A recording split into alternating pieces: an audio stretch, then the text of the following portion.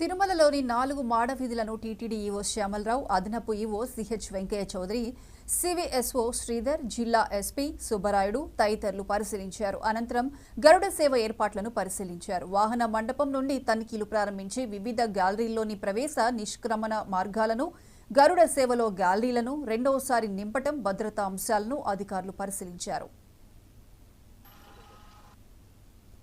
October 4 నుంచి 12వ తేదీ వరకు శ్రీవారి బ్రహ్మోత్సవాలను అత్యంత వైభవంగా నిర్వహించేందుకు అన్ని విభాగాలు సమన్వయంతో ఏర్పాట్లు చేస్తున్నామని ఈవో తెలిపారు.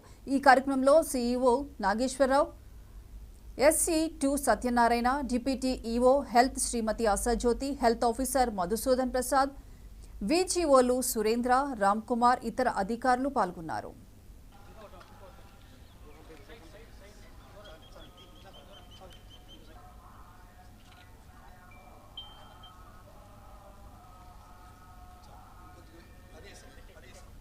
ఈరోజు రాష్ట్ర వ్యాప్తంగా వన మహోత్సవం అనేది జరుపుకోవడం జరుగుతుంది. ఈరోజు అలాగే టీటీడీలో కూడా వన మహోత్సవం కార్యక్రమం చేస్తున్నాము. దీంట్లో భాగంగా రిజర్వ్ ఫారెస్ట్లో 10,000 మొక్కలు, అలాగే మిగిలిన ఏరియాలో 2,000 మొక్కలు నాటడం జరుగుతుంది. సుమారుగా 12,000 మొక్కలు.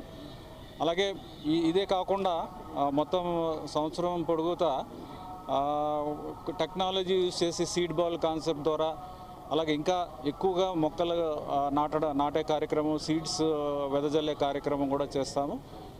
ఇంకొకటి ఏంటంటే మనకి ఆయుర్వేదిక్ కాలేజ్ ఉంది, ఆయుర్వేదిక్ ఫార్మసీ ఉంది. అక్కడికి చాలా మెడిసినల్ ప్లాంట్స్ కూడా కావాల్సి వస్తాయి.